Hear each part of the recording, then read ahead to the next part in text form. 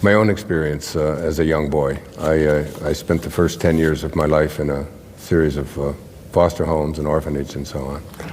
And my father was a man who just walked away. Spent some time in jail. I mean, he was a very abusive man. He left my mother with 3 boys under the age of 4 and just disappeared. Long story. I mean, just the way you planned it, the trajectory you wanted, because you are a freedom seeker to the core of your being. You didn't want anybody bossing you around. Yeah, I've often said that when a little kid says, "You're not the boss of me," my kids, I've heard them say it many, many times. "You're not the boss of me." I always say that's not a bratty little kid. That's someone saying, you know, I'm autonomous. I've come with great reason. I have guidance from source. I'll tune into who I am. So I never met my father. I grew up with rage in my heart towards this man who could walk away and just never look back and never pay any support and never even ask a question about his 3 boys or anything. I was the youngest, and he did his part. He gave you an avenue into physical. Most parents mess it up far further than that. Did I choose him to be my father? Deliberately. Because if you were to ask me, or if I were to tell you, the most significant moment in my life was in 1974, when I was 34 years old, and I was at his grave in Biloxi, Mississippi, and before that I was drinking and I was overweight, and my life was out of control. I was writing. I'd written some textbooks, but the kind of writing I really wanted to do, I just couldn't get it. It just wouldn't come. I was not taking good care of myself. Pardon? You were too mad. Yeah, I was filled with rage. I mean, I would wake up in dreams and I'd just be screaming, and I'd be fighting him, and I'd be sweating, and this was almost a nightly occurrence. I went to his grave, and I really went there to do something on his grave. That wasn't a kindly thing. But for the 2 hours or so that I was there, it was the 30th of August, 1974. I went back to the car to drive back to New Orleans, to drive back to New York. I was teaching. I was a professor at St. John's University in New York. And something called me back. Now, I don't know what it was, but it was just... How far down the road were you when you left? How far down? After you left? After I left his grave? Yeah. I didn't even I only got to the car. I was in the car, and something said, "Go back to the grave." And I went back to his grave, and I was sobbing. And I forgave my father. I said, "From this moment on, I send you what's on my shirt here. I send you love. I send, you know," and I did a film about him, called him my greatest teacher. Everything in my life changed and turned around. My writing took off. I wrote a book that became like international bestseller. All of the stuff that came, it came when I got that rage and anger. What do you think happened? What do you think happened? Because he was always there with you. He was always loving you. He was always proud of you. He was always appreciating you. Really? He was always, well, because he's source energy. So that's how he was feeling.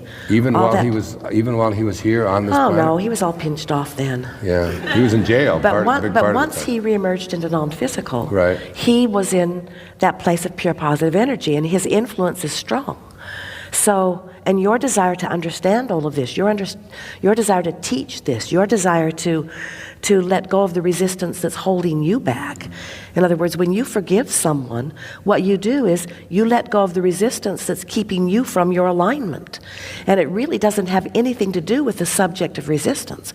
Feels like it, because that's what you're focused upon, you see. But what we're asking you is, what do you think happened? What do you think happened? You went there with strong desire. You went there with desire. Could you articulate that? Yes. Well, I can articulate to the point of saying I went there. I wanted to find out. I wanted to see his death certificate. I wanted to know if he even acknowledged that he had a son named Wayne. I just wanted to know So that. your bitterness was still really, really strong. But there was something that was driving me. My other two brothers, they couldn't care less about it at all. They just, and my mother would never talk to me about it. She just said he was an asshole. That was her. What drives you? My mother never used language like that except that one time. What drives you is the trajectory of well-being. What drives you was the understanding that you didn't come to be a dependent on someone else. You didn't come to use someone else as your object of attention, to use as your excuse for not coming into alignment.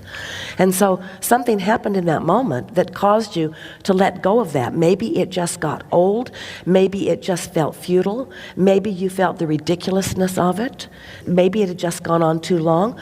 Or maybe there was a reset button. Maybe you had found a desire that was stronger than your old beliefs. And for just a moment, the desire took precedence.